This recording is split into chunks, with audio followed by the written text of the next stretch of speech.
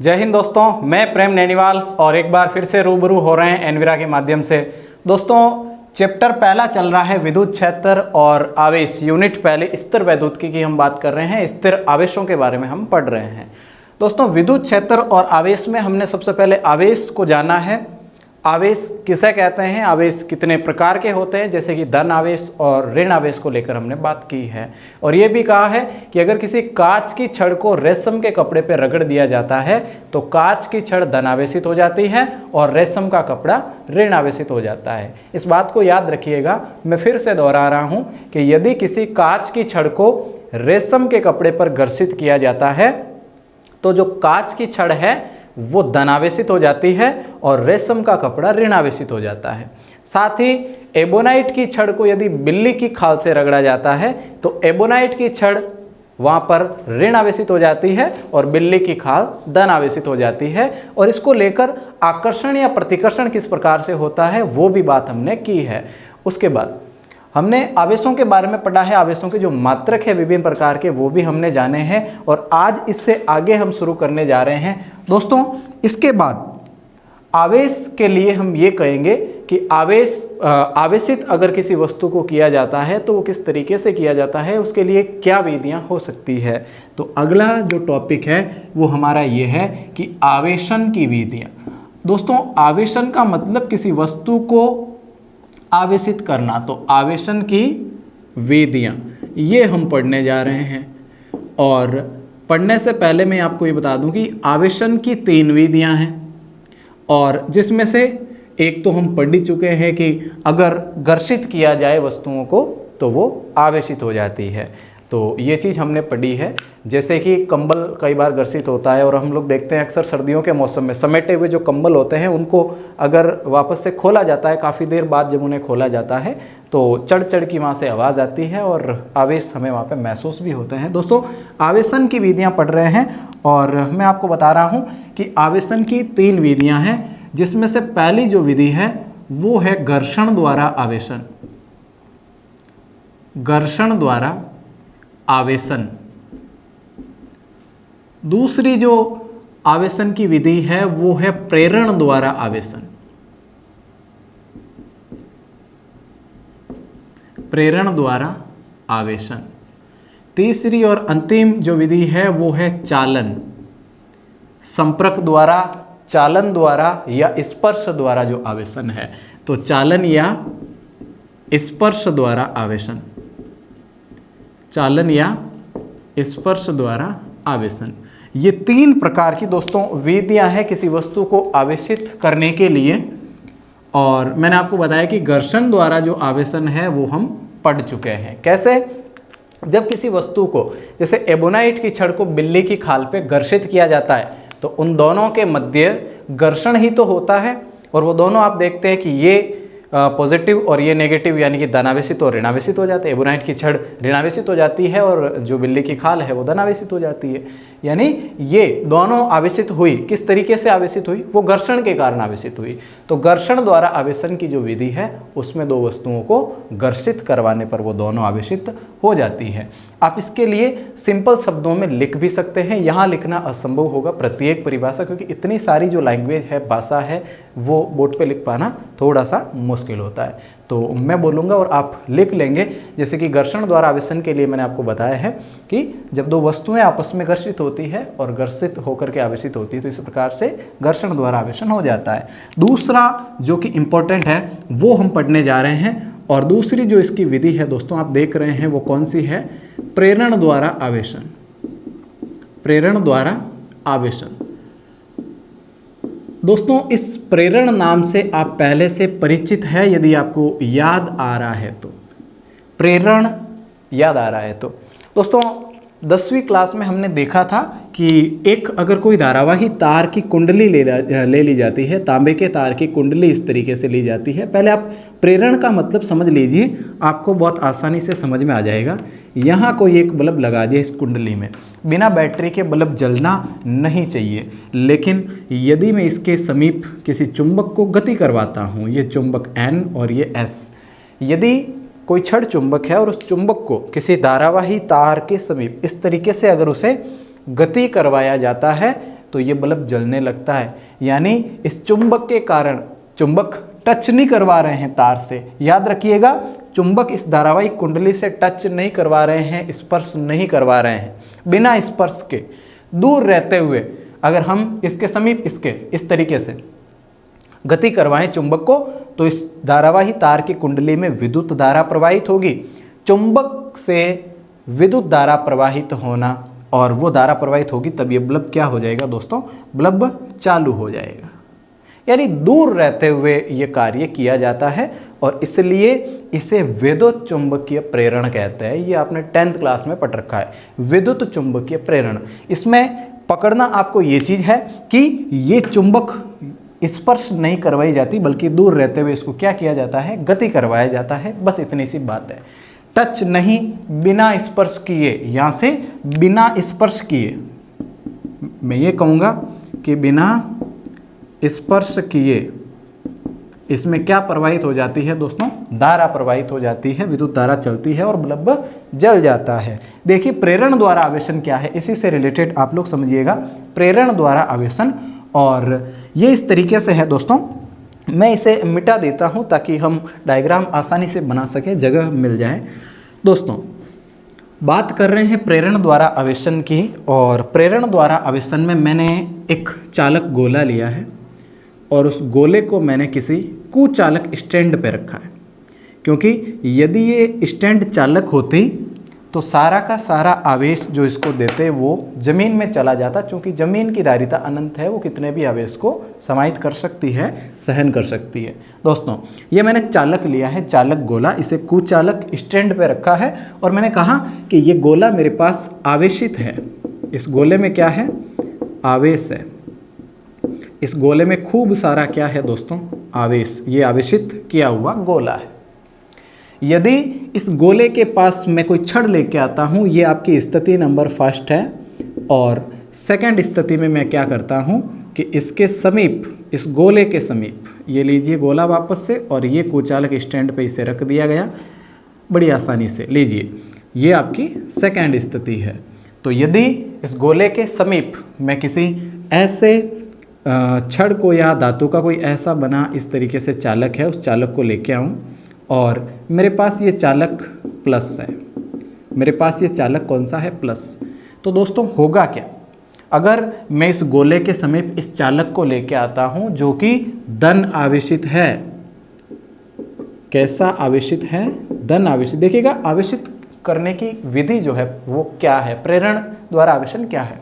तो मैं धनावेशित छड़ को इसके समीप लेके आ रहा हूँ गोले के, और आपको अच्छे से पता है कि यदि दो सजातीय आवेश पास पास होते हैं तो उन दोनों के मध्य प्रतिकर्षण बल लगता है, वो एक दूसरे से दूर भागने की कोशिश करते हैं।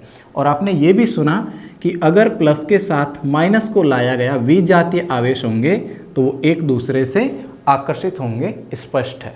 लीजिए यदि इस छड़ को इसके समीप लाया गया और थोड़ा सा नज़दीक, टच नहीं करवाना है, बस प्रेरण का मतलब ही समझ जाना कि टच नहीं करवाना, स्पर्श नहीं होगा, वो संपर्क में बिल्कुल ही नहीं आएगा, उसके बीच जगह रहेगी, है ना, स्पर्श नहीं हो रहा, प्रेरण का वही मतलब मैंने आपको बताया। तो प्लस से प्लस क्या होते हैं, प्रतिकर्षित, आपको पता है, प्लस से प्लस दूर भागता है। अब ये प्लस वाली छड़ आप इसके समीप लेके आए तो क्या प्लस इधर रहेंगे, नहीं, वो सारे प्लस उधर भाग जाएंगे, वो सारे प्लस उधर भाग चुके होंगे। अब बताइए कि प्लस ये है और इसमें तो दोनों प्रकार के आवेश है ना, धनावेश और ऋणावेश दोनों है। तो ऋणावेश के साथ क्या होगा भाई, प्लस ऋणावेश को क्या करता है, आकर्षित करता है, तो इसकी वजह से ऋण आवेश सारा इससे आकर्षित हो जाएगा छड़ से, और वो गोले के इस हिस्से में आ जाएगा। ये सेकंड स्थिति होगी। थर्ड स्थिति में अगर आप देखें तो इसको मैं आवेशित कर रहा हूँ, देखिएगा कि इस गोले को मैंने इस तरीके से रखा, आपको पता है कि सारा प्लस कहाँ है, उधर है, प्लस उधर मान लीजिएगा, मैं नहीं बनाऊंगा, और ये कुचालक स्टैंड पे इसे रख दिया। दोस्तों इसे भू संपर्कित कर दिया जाए, अगर स्टैंड चालक कर दी जाए या भू संपर्कित कर दिया जाए, इस तरीके से एक तार जोड़ा मैंने और जमीन में वो तार जोड़ दिया, चालक तार, है ना। तो अब क्या होगा, ये छड़ इसके समीप ही रख रहे हैं, आप दूर नहीं ले जा रहे हैं, छड़ समीप रख रहे हैं, और समीप रखते हुए तार जोड़ दिया नीचे। तो अब दोस्तों सुनिएगा कि प्लस इधर थे, यानी इधर सारा जो धनावेश था वो धनावेश कहाँ चला जाएगा, ज़मीन में। चूँकि ज़मीन की जो कैपेसिटी होती है, ज़मीन की जो धारिता होती है वो अनंत होती है। तो ये धन आवेश सारा ज़मीन में उतर जाएगा और गोला पीछे क्या बचेगा, ऋण आवेश, पीछे ऋणावेश बचेगा, ये इस तरीके से। लेकिन आप जैसे ही इसको हटाएंगे तो ये ऋणावेश पूरे गोले में होगा। ऋणावेश कहाँ होगा, पूरे गोले में, क्योंकि धनावेश तो कहाँ, नीचे चला गया। तो अगली स्थिति में, आप चौथी स्थिति में जब आप इस गोले को देखेंगे तो आप देखेंगे ये हटाकर, तो ये गोला क्या हो गया है, ऋण आवेशित। कौन सा आवेशित हो गया है, ऋण आवेशित। दोस्तों ऋण आवेशित हो गया। ये आवेशित करने की जो विधि है, इस प्रकार से यदि किसी गोले को आवेशित किया जाता है तो वो क्या कहलाता है, प्रेरण द्वारा आवेशन। किसी छड़ को, आवेशित छड़ को उससे दूर रखते हुए आप क्या कर रहे हो, उस गोले को आवेशित कर रहे हो। दोस्तों ये गोला मैंने ऋणावेशित कर दिया। अगर कोई ऐसा गोला है और बोला गया इसको धन आवेशित करो, तो आप कर सकते हैं। कैसे कर सकते हैं कि पास में जो छड़ लेके आएंगे वो छड़ कौन सी होगी, ऋण आवेशित छड़ होगी। अच्छा, ऋणावेशित छड़ से ऋणावेश दूर भागेंगे और धनावेश ये इधर होगा और ये उधर होगा, है ना। तो ऋणावेश उधर होगा, फिर इसको समीप रखते हुए, ऋणावेशित छड़ को समीप रखते हुए ऋणावेश को क्या करेंगे, वो संपर्कित करवा देंगे, टच करवाएंगे। जैसे ही सारा ऋणावेश जमीन में, पीछे क्या बचेगा, पीछे बचेगा प्लस वाला आवेश। तो गोला क्या हो गया, धन आवेशित। तो इस प्रकार से किसी चालक को धनावेशित या ऋणावेशित करना वो कहलाता है प्रेरण द्वारा आवेशन। प्रेरण द्वारा आवेशन, ध्यान रहे कि स्पर्श बिल्कुल भी नहीं करवाना है। तो ये स्थिति है इसके लिए, प्रेरण द्वारा आवेशन में ये है। अच्छा, जो भी मैटर मैंने यहाँ पे आपको समझाया बस उसे शब्दों में व्यक्त कर दीजिएगा और ये डायग्राम दोनों ही तरीके के बना लीजिएगा, तो बड़ी आसानी से होगा। तो ये है प्रेरण द्वारा आवेशन। दोस्तों घर्षण तो बहुत ही आसान है। प्रेरण के लिए मैंने, प्रेरण जहाँ नाम हो आपको पता चल जाना चाहिए कि स्पर्श नहीं करवाना है, टच नहीं करवाना है और आवेशित करना है। प्रेरण द्वारा आवेशन मतलब बिना स्पर्श किए आवेशन करवाना है। तीसरा चालन या स्पर्श द्वारा, समझ गए होंगे आप कि अब की बार टच करवाना है। तो दोस्तों बस इतनी सी बात है कि ये जो चालन या स्पर्श द्वारा आवेशन है वो कैसे होगा। भाई सिंपल सी बात है, चालक को किसी अन्य चालक से जोड़ दोगे तो इसका जो आवेश है चालक का वो उसमें चला जाएगा।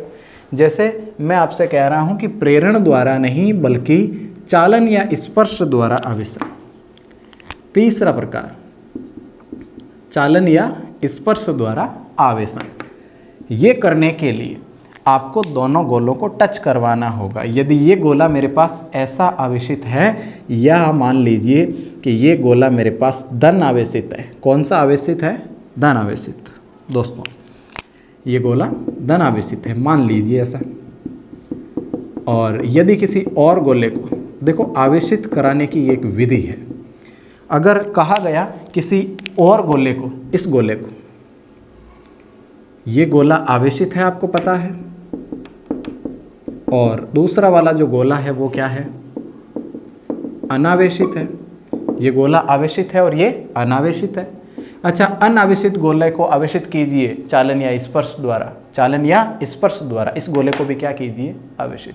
आप क्या करेंगे, पहला वाला आवेशित जो गोला है, यानी जो प्लस वाले आवेश जिसमें विद्यमान है, वो जो गोला है उस गोले को आप क्या करेंगे, इस गोले से क्या करवा देंगे, टच करवा देंगे, या किसी चालक तार के माध्यम से इन्हें जोड़ देंगे। तो जब दोनों जुड़ जाएंगे, जब स्पर्श हो जाएगा, जब वो जो है चलते हुए आवेश, चालन क्यों कहा गया कि चलते हुए आवेश चले जाएंगे। हवा में झूल के नहीं, उड़ के नहीं जाना पड़ेगा उनको, उड़ के नहीं जाना पड़ेगा। घर्षण में, घर्षण द्वारा आवेशन आप समझ गए। प्रेरण में आवेश उड़ के जाते हैं, चालन में ऐसा मान लीजिए ना कि आवेश उड़ के जाते हैं, और ये आवेश चल के जाते हैं, इसलिए चालन द्वारा आवेशन। तो तीनों के नाम से ही आप बात याद रख सकते हैं। दोस्तों इंपॉर्टेंट स्थिति है तो आप इन्हें याद रखें। तो आवेश इधर आ गया, आधा, आधा इधर, आधा इधर हो गया, आधा इधर हो गया और आधा इधर हो गया। तो अनावेशित भी गोला क्या हो गया, आवेशित। तो इस प्रकार से आवेशित करवाने की जो विधि है वो कहलाती है चालन द्वारा आवेशन। तो पढ़ा हमने कि घर्षण द्वारा आवेशन क्या है, प्रेरण द्वारा आवेशन क्या है और चालन द्वारा आवेशन क्या है। तीनों ही स्थितियाँ बहुत ज़्यादा ही सरल हैं, सिंपल है।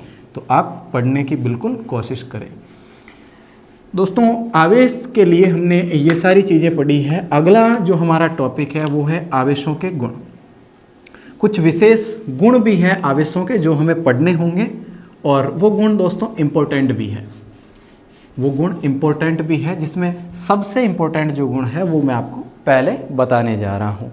तो बस हम ये कहेंगे कि जो आवेशों के गुण है वो हेडिंग डाल लीजिएगा, आवेशों के गुण लीजिए।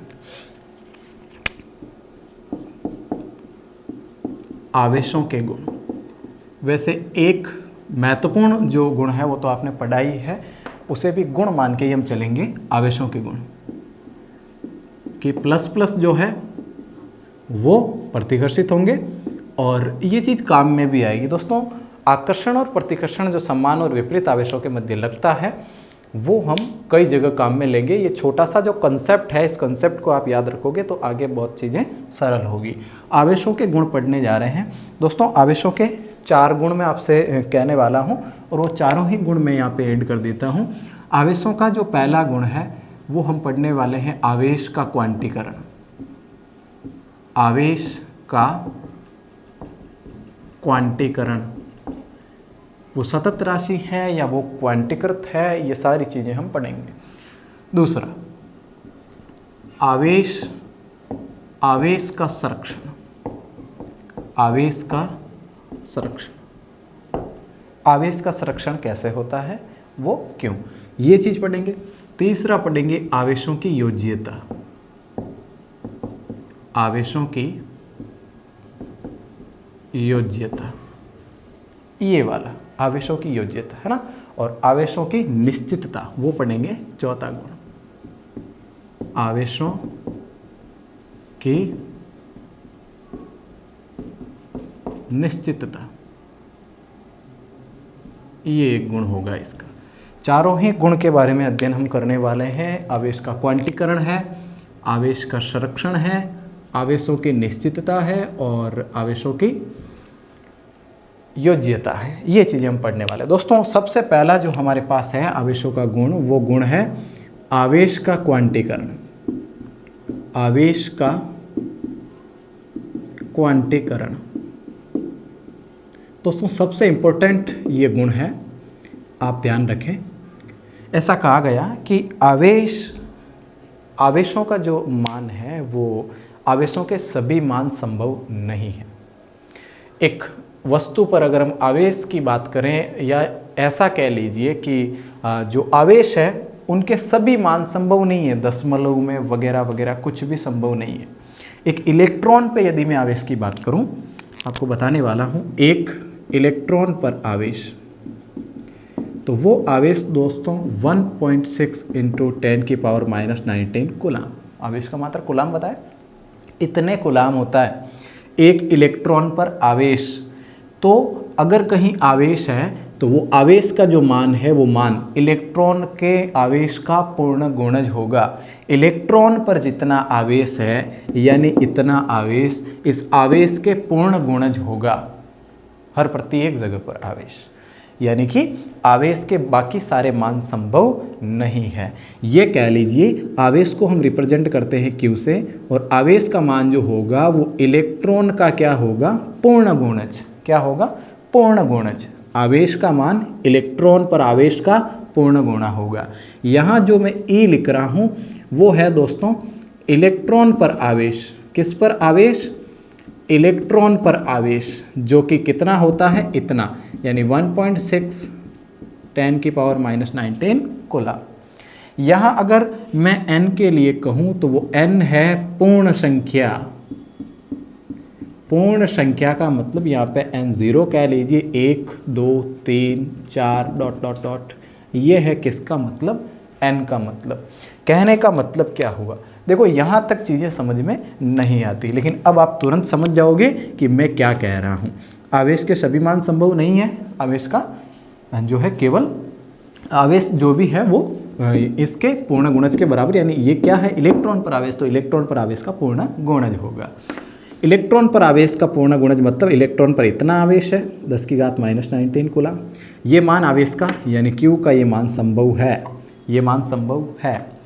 अच्छा, Q का जो मान है वो इसका अगर इसके मल्टीपल में क्या है n, n का मान 1 लिया अगर, तो 1 को इससे गुणा करेंगे यही आएगा। अगर n का मान कितना लेता हूँ 2, तो 2 इंटू 1.6 इंटू 10⁻⁻⁹ कूलम। यानी क्या लीजिए 16 दूने 32 यानी 3.2 इंटू 10⁻⁻⁹ कूलम, है ना। 3.2 इंटू 10⁻⁻⁹, तो ये मान संभव है। तीसरा क्यों n बराबर 3 लेता हूँ तो 16 ये और 10⁻⁻⁹ कूलम। अगर मैं q के लिए कहूँ n का मान 4 ले लूँ, 16 चौक 64 6.4 इंटू 10⁻⁻⁹ कूलम। यानी आवेश का ये मान संभव है, ये संभव है मान, है ना, ये वाला, और ये संभव है, ये संभव है। अच्छा 16.80 इंटू 10⁻⁻⁹ कूलम, ये भी संभव है ना, q का मान। यानी q का जो मान है वो इलेक्ट्रॉन पर आवेश का पूर्ण गुणज होगा। कहने का मतलब आवेश का मान या तो ये होगा 1.6 इंटू 10⁻⁻⁹, चलो इसको मैं हटा देता हूँ, या तो ये मान होगा, या 2 से गुणा कर लो, इसको 2 से क्या कर लो, गुणा कर लो, वो मान संभव होगा। यानी 3.2 इंटू 10⁻⁻⁹ कूलम, या 3 से गुणा कर लो तो ये संभव होगा, ये संभव होगा, ये संभव होगा। अब किसी ने आपसे कह दिया कि आवेश का क्या ये मान होता है क्या 1.3 इंटू 10⁻⁻⁹ कूलम। आपसे किसी ने पूछ लिया क्या ये आवेशों का मान हो सकता है? नहीं, ये आवेश का मान कतई नहीं हो सकता, क्योंकि हमने पढ़ा है कि आवेश का जो मान होता है, कहीं पर जो आवेश का मान होगा वो इलेक्ट्रॉन पर आवेश का पूर्ण गुणज होगा। या तो इस आवेश का 1 गुणा या 2 गुणा 10 गुणा 8 गुणा 12 गुणा जो भी है इसका पूर्ण गुणा होगा, है ना। तो ये आवेश का मान होगा, और इसलिए हम कहते हैं कि आवेश सतत नहीं है, मतलब आवेशों के सभी मान संभव नहीं है। बस एक बात को याद रख के चलना। तो दोस्तों आवेशों का क्वांटीकरण वो सतत नहीं है, मतलब साफ है कि आवेशों के सभी मान संभव नहीं है। आवेशों के सभी मान संभव नहीं है, बस ये छोटी सी बात है जिन्हें हम आवेश का क्वांटीकरण कहते हैं। आवेश सभी मान संभव नहीं होंगे, बल्कि किसी भी वस्तु पर जो आवेश होगा वो आवेश इलेक्ट्रॉन के आवेश का पूर्ण गुणज होगा। या तो इसका 1 गुणा, या इसका n बराबर 2 यानी 2 गुणा, n बराबर 3 यानी 3 गुणा, या 4 गुणा, या 5 7 जो भी है उतने गुणा इसका होगा। 1 गुणा यानी यही, 2 गुणा यानी 16 दूने 32 यानी 3.2 इंटू 10⁻⁻⁹, 3 गुणा 4.8 इंटू 10⁻⁻⁹, ये मान संभव है, बाकी के सारे मान संभव नहीं है। तो ये है आवेशों का क्वांटीकरण, जिसके लिए आप ये लिखेंगे कि किसी वस्तु पर आवेश का जो मान है वो इलेक्ट्रॉन पर आवेश का पूर्ण गुणज होगा। तो ये लिखेंगे किसी वस्तु पर आवेश का मान इलेक्ट्रॉन पर आवेश का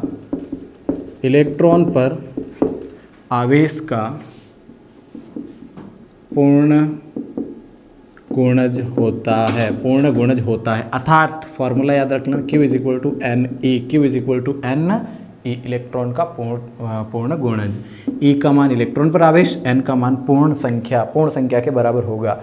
ये नहीं है कि इसको 2.5 से गुणा कर लीजिए, इसको किसको, ये मान संभव नहीं हो। केवल पूर्ण गुणज, पूर्ण संख्या होनी चाहिए। 1 के बाद सीधे 2, 1.5 से गुणा नहीं कर सकते आप, 2 के बाद सीधा 3, 2.5 से नहीं कर सकते।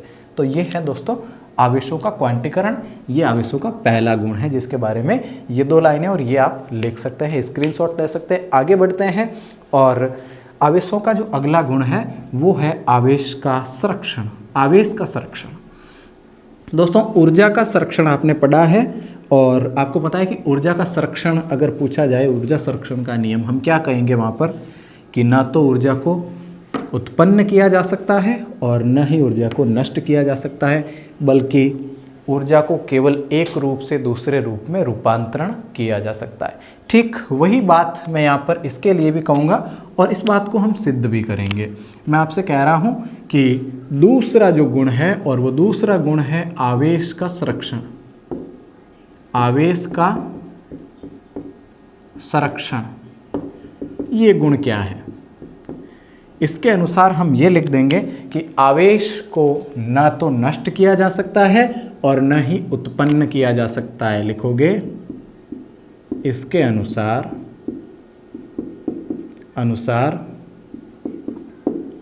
आवेश को न तो नष्ट किया जा सकता है और न ही उत्पन्न। आवेशों को न तो नष्ट किया जा सकता है और न ही उत्पन्न, उसे केवल एक रूप से दूसरे रूप में रूपांतरित किया जा सकता है। तो ये बात आप याद रखना। दोस्तों मैंने कहा कि प्रत्येक जो परमाणु है वो उदासीन होता है। परमाणु में जितने प्लस वाले कण होते हैं उतने के उतने माइनस वाले कण होते हैं। बात साफ है। मैं एग्जाम्पल यहाँ पे पहला ले रहा हूँ, एग्जाम्पल 1। दोस्तों यदि अपन ने एबोनाइट की छड़ को, किसकी छड़ को, एबोनाइट की छड़ को हमने रगड़ा है कहाँ पर, हमने रगड़ा है बिल्ली की खाल पर। ये अपना पहला उदाहरण है। हम देखते हैं कि आवेश संरक्षित रहता है या नहीं रहता है। जिस प्रकार से ऊर्जा संरक्षण हम पढ़ते हैं, जिस प्रकार से संवेग संरक्षण हम पढ़ते हैं, संवेग P बराबर mv, और उसी प्रकार से हम पढ़ेंगे आवेशों का संरक्षण।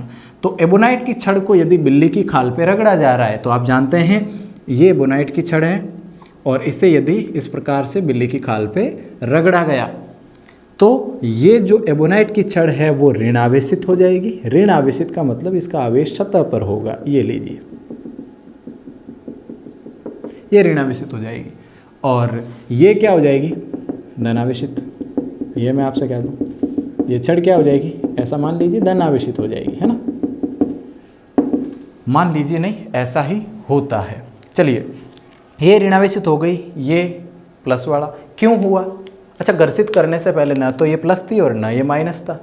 ऐसा क्यों हुआ, ये दोनों घर्षण के कारण उत्पन्न हुए। अच्छा, घर्षण के कारण उत्पन्न हुए इसलिए यहाँ जितना धनावेश है यहाँ उतना क्या हो गया, ऋण आवेश उत्पन्न, यानी जितने प्लस उतने माइनस। और आप जानते हैं कि यदि ये दोनों बराबर हो तो माइनस से प्लस क्या हो जाते हैं, कैंसिल।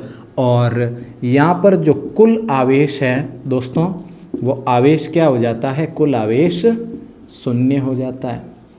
कुल आवेश शून्य, यानी आवेश सुरक्षित है। शून्य मान प्राप्त हुआ मतलब वो आवेश क्या है, सुरक्षित। हम उसे नष्ट नहीं कर सकते क्योंकि यहाँ आवेश उत्पन्न हुआ ही नहीं। भाई ये धनावेशित हुई तो ये ऋणावेशित हो गई, ये धनावेशित हुई तो ये क्या हो गई, ऋण आवेशित। यानी दोनों कुल मिला के कितने हैं, 0 है, कोई आवेश नहीं है। यदि ऐसा होता कि ये धनावेश और ये धनावेश हो जाए तो हम कहते हैं कि कुछ आवेश है ना। ये दोनों जिस प्रकार से आवेशित हुई है ठीक उसी प्रकार से वापस क्या हो जाएगी, शून्य हो जाएगी जब दोनों मिलेगी। तो इस तरीके से हम कह सकते हैं कि आवेश जो है सुरक्षित रहता है, उसे उत्पन्न या नष्ट नहीं किया जा सकता। जैसे आप लोग ले लीजिए दूसरा एग्जाम्पल। यदि आपने क्या किया है कि कांच की छड़ ली है, किसकी छड़, कांच की छड़, और कांच की छड़ को आपने रेशम के कपड़े पर रगड़ा है, रेशम का कपड़ा, तो आप देखते हैं कि कांच की छड़ क्या हो जाती है, प्लस हो जाती है ना। ये इसकी सतह पर आवेश, तो कांच की छड़ प्लस हो गई और साथ ही रेशम का जो कपड़ा है वो माइनस हो गया, वो माइनस हो गया।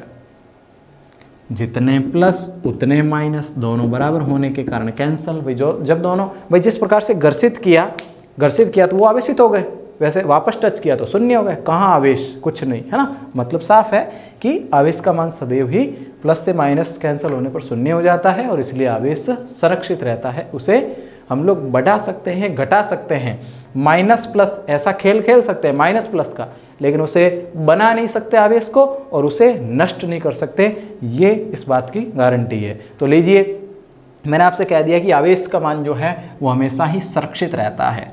तीसरा गुण दोस्तों पढ़ने जा रहे हैं और वो गुण है आवेशों की योज्यता।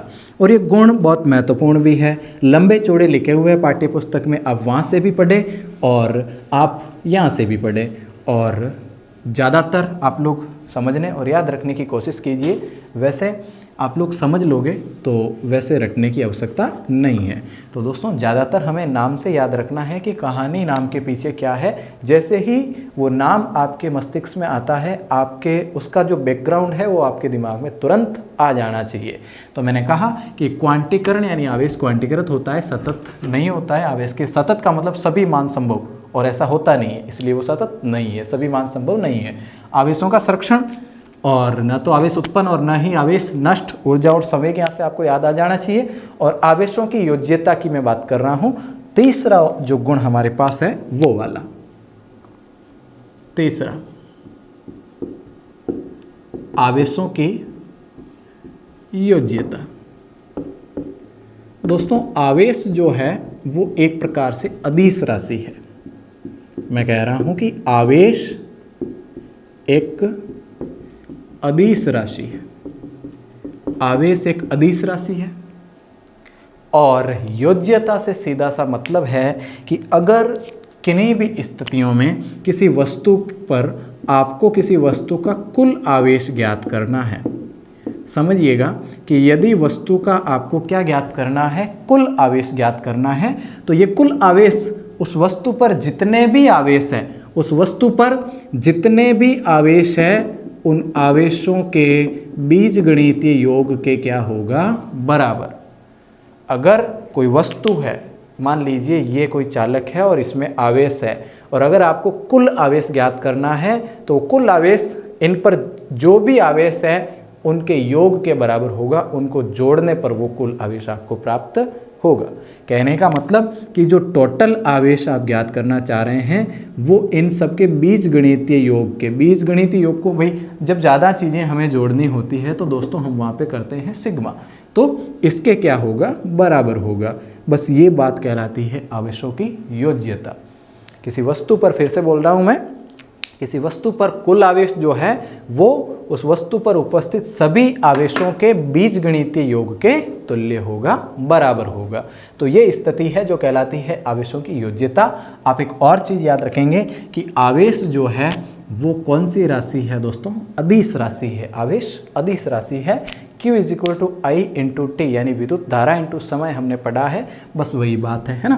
तो ये आप लोग सिग्मा आपके दिमाग में आ जाना चाहिए योज्यता को लेकर। और सिग्मा क्यू का मतलब बीजगणितीय योग, सिग्मा क्यू का मतलब सभी आवेशों का बीजगणितीय योग है ना, नॉर्मल वाला योग। बीजगणितीय का मतलब जो हम नॉर्मल वाला योग करते हैं वो। तो ये थी आवेशों की योज्यता, ये गुण था तीसरा। दोस्तों आवेशों का चौथा गुण हम पढ़ने जा रहे हैं, आवेशों की निश्चितता।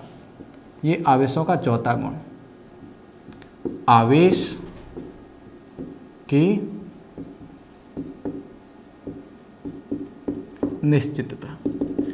दोस्तों आवेश निश्चित है, निश्चित है समझे नहीं कुछ। निश्चित है का मतलब है यहाँ पे कि जो भी जितना भी आवेश है, किसी वस्तु पर यदि कोई आवेश है तो उस वस्तु की गति का, उस वस्तु के वेग का या उस वस्तु के विराम होने का आवेशों पर कोई असर नहीं पड़ेगा। सिंपल सी बात है, ये पेन आवेशित है यदि, और मैं इसे फेंकता हूँ तो इस आवेशित वस्तु का जो भी वेग होगा, इस वेग का आवेश पर कोई प्रभाव नहीं पड़ेगा। भले ये गति कर रहा है, भले ये रुका हुआ है, इसको फेंक दे तो आवेश वही रहेगा, इसे पटक दे तो आवेश वही रहेगा, है ना। तो वेग का, नॉर्मली हम कहें तो वेग का कोई प्रभाव नहीं पड़ता है आवेशों पर, बस ये याद रख लीजिए, है ना। किसी वस्तु का आवेश किसी वस्तु के आवेश के मान में कोई प्रभाव नहीं पड़ेगा, कोई प्रभाव नहीं पड़ेगा यदि वो किसी वेग से गति करे या विराम रहे। किसी वेग से गति करे या विराम रहे, आवेशों पर कोई असर पड़ने वाला नहीं है। यानी Q जो होगा, जो गतिशील अवस्था में होगा, उतना का उतना आवेश किस में होगा, विराम अवस्था में होगा।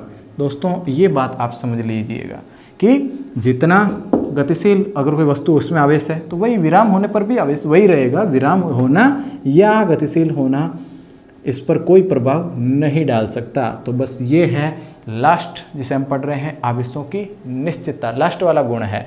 तो ये थे दोस्तों आवेशों के गुण। तो हमने आज के इस वीडियो में यानी पार्ट 2 में हमने पढ़े हैं कि आवेशन की विधियां क्या है। वो 3 विधियां पढ़ी है, घर्षण द्वारा आवेशन, प्रेरण द्वारा आवेशन और उसके साथ चालन या स्पर्श द्वारा आवेशन। और उसके बाद हमने यहाँ पे पढ़े हैं आवेशों के गुण जो 4 है और महत्वपूर्ण है।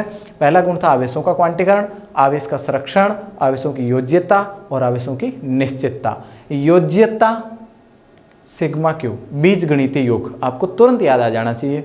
आवेशों की निश्चितता यानी गति और स्थिरता का कोई प्रभाव नहीं पड़ना। आवेशों का संरक्षण, वो नष्ट नहीं हो सकता और उत्पन्न नहीं हो सकता, सदैव सुरक्षित रहेगा। आवेशों का क्वांटीकरण, वो सतत न होकर के वो क्या है, क्वांटीकृत है, उसके सभी मान संभव नहीं है। बस ये बात आप लोग याद रखें। तो दोस्तों आज के इस वीडियो सेशन में इतना ही, इजाज़त लेना चाहेंगे आपसे। लेकिन दोस्तों यदि आपको वीडियो पसंद आ रहे हैं तो आप इन्हें लाइक कीजिए और अपनों के साथ इन्हें शेयर भी कीजिए। और ये मेरा आग्रह है आपसे कि आप जब भी फिजिक्स पढ़ने बैठें या कोई सा भी सब्जेक्ट आप पढ़ने बैठें तो आप अपनी कॉपी और पेन ज़रूर लेके बैठें। भाई एक ऑफलाइन क्लास में हम क्या करते हैं, ज़्यादातर पेन कॉपी पास में रखते हैं और लिखते हैं चीज़ों को और मिलाते हैं। तो वही कीजिए, ऑफलाइन ऑनलाइन से कोई फ़र्क नहीं। आप लोग ठीक तरीके से पढ़ाई कीजिए और अपनी कॉपी में आप लोग अपने हाथों से नोट्स बनाते चलिए। भाई मेरे हिसाब से अगर देखें तो अपने द्वारा बनाए गए जो नोट्स हैं वो सबसे महत्वपूर्ण है। हम नोट्स के लिए इधर उधर भटकते हैं कि इसके मिल जाए उसके मिल जाए, लेकिन अपने हाथों से आप क्लास को देखते हुए जो नोट्स बनाएंगे वो आपके लिए सबसे ज़्यादा महत्वपूर्ण है। तो इस चीज़ का विशेष ध्यान रखें। हालांकि ये सारे के सारे जो नोट्स हैं आपको डिस्क्रिप्शन में वीडियो के नीचे जो लिंक मिलेगा आपको उसके माध्यम से मिल जाएंगे, लेकिन अपने नोट्स ज़रूर बनाने हैं। तो दोस्तों पढ़ते रहें। अगला जो वीडियो होगा, मिलेंगे अगले वीडियो में और उसमें हम देखेंगे कि पार्ट 3 में क्या है आवेशों को लेकर और विद्युत क्षेत्र। वही आवेश के बारे में हमने पढ़ा है, लेकिन ये विद्युत क्षेत्र क्या है और एक महत्वपूर्ण सिद्धांत पढ़ेंगे, कूलाम का नियम। तो आज के लिए इतना ही, मिलते हैं अगले वीडियो में। धन्यवाद।